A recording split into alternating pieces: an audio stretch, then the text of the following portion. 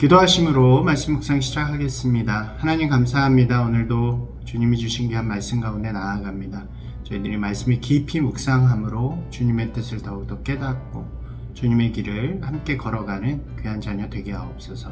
예수님 이름으로 기도드리옵나이다. 아멘. 안녕하세요. 오늘은 마가복음 4장의 후반부를 이어서 말씀 나누도록 하겠습니다. 비유에 대한 설명으로 시작된 4장의 말씀이죠. 비유를 통해 말씀해 주시는. 그리고 나서 예수님께서는 그 비유에 대한 이야기들, 비유로 말씀하신 이유들을 좀 몇 가지 이야기하십니다. 예수님께서 그들에게 등불이 있는 이유는 어디 숨겨두려는 것이 아니라 그것을 통해서 밝히 보이려는 것이라고 말씀하십니다. 근데 비유를 통해 하신 천국의 말씀이 특정한 어떤 누구만 깨닫게 하기 위함이 아니라 사람들로 하여금 그것을 더욱더 확실히 그리고 분명하게 알게 하기 위함이다 라는 이야기를 전해주시는 거죠. 그렇죠. 우리도 뭔가 비유라는 것은 어떤 상황들을 좀 더 잘 이해할 수 있도록 만드는 이야기들이잖아요. 그러나 중요한 것은 그것이 쉽게 전하여지든 아니면 더 확실하게 전하여지든 그것을 귀 기울이는 자가 그것을 깨닫게 되어진다는 거죠. 그것에 관심을 두지 않는 자는 마치 길가에 떨어진 씨앗을처럼 쉽게 버려질 수밖에 없는, 사라질 수밖에 없는 것입니다. 그래서 예수님께서는 다시 한번 이것을 강조하세요. 들을 귀가 있는 사람들을 들어라, 이렇게 말씀하시죠. 이게 앞서서도 말씀드렸지만 이것을 깊이 생각하라, 깊이 생각하고 마음에 새겨라 라는 의미라고 말씀드렸죠. 이것을 비유의 말씀을 통해서 귀를 기울이고 그것을 깊이 생각하면서 마음에 새기는 사람들에게는 그것은 더욱더 하나님의 나라를 깊이 깨닫고 이루어가는 그런 사람이 될 수 있다는 것입니다. 이것은 우리 신앙에도 지금도 동일하죠. 참 하나님의 말씀이 많아요. 이 시대에도 많은 말씀이 전해지는 시대입니다.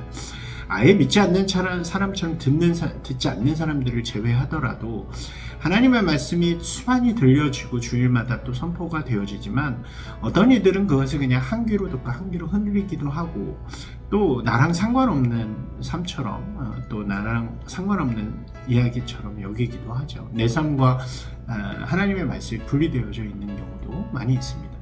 그러나 어떤 이들은 그것을 마음에 붙들고 깊이 묵상하고 또 내 삶을 그 말씀에 맞춰 나아가는 그런 삶으로 변화시켜 나아가는 사람들도 있다는 것입니다. 이 예수님께서는 이렇게 말씀하시죠. 깊이 깨닫고 되새김질하는 자들에게 더 풍성하게 주어지고 가진 자들은 더 많이 갖고 그렇지 않은 자들은 빼앗긴다고 말씀하신 것은 바로 이 말씀을 붙들고 더 깊이 더 많이 또 마음에 새기고 변화시켜 나아가는 자에게 하나님께서는 더 큰 은혜와 더 큰 깨달음을 주신다는 것을 이야기하신다고 할 수 있습니다. 우리가 말씀을 진지하게 여기는 게 굉장히 중요해요. 이 말씀이 무엇인가? 이 말씀을 통해 우리에게 하시고자 하시는 말씀이 무엇일까? 또 그것을 내 삶 속에 어떻게 적용하면 좋을까를 좀 마음에 새기면서 그 말씀을 통해 살아가는 것이 바로 우리 믿음의 자리이고 그런 이들에게 하나님의 나라는 아름답게 보여진다고 할 수 있습니다. 예수님께서는 그 다음에 두 가지의 비유를 더 말씀해 주십니다.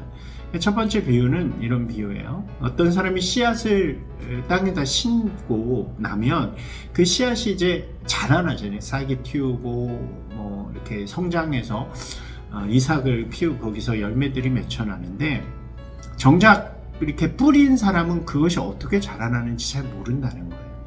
그것이 아름답게 이렇게 그냥 자기가 이렇게 자라나게 된다는 거죠. 그리고 두 번째 이어지는 비유는 우리가 잘 아는 겨자씨 비유입니다. 이 겨자나무의 씨앗이죠. 이 겨자나무의 씨앗은 매우 작아서 거의 보이지 않을 정도인데 이 씨앗이 땅에 심겨주면 이렇게 어느샌가 자라나서 큰 아름드리 나무가 되어진다는 것입니다. 많은 가지가 펴져서 그곳에 많은 새들이 날아와서 보금자리를 만들기도 한다는 거죠. 이것은 모두 다 복음과 하나님의 나라에 대한 비유라고 할 수 있습니다. 예수 그리스도를 통해 시작된 복음이요, 이렇게 생각해보면 자라날 수 없는 환경처럼 보였잖아요. 예수님도 돌아가셨고 제자들은 흩어지고 또 박해를 받았고, 그런데 놀랍게도 그 복음은 전해지고 전해져서 로마 전 지역을 다 전해집니다. 그리고 지금 우리가 사는 이때까지 이어지죠. 이것이 복음의 신비라고 할 수 있겠죠.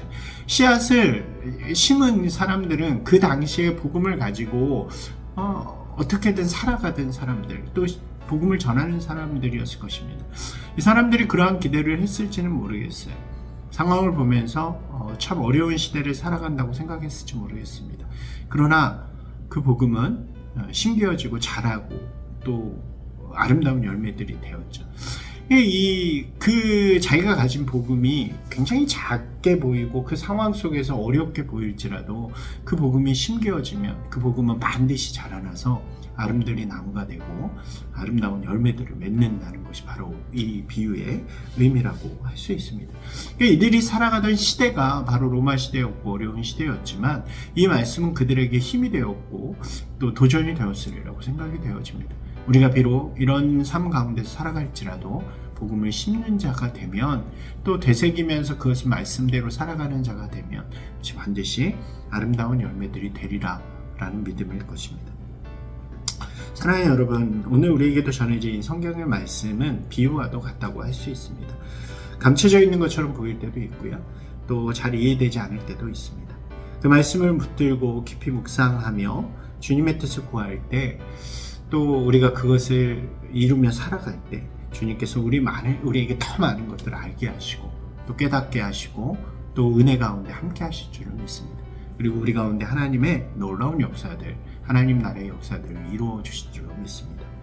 이 귀한 말씀이요, 오늘 우리의 삶 가운데 살아서 역사하는 말씀이 되시기를 주님의 이름으로 축원합니다.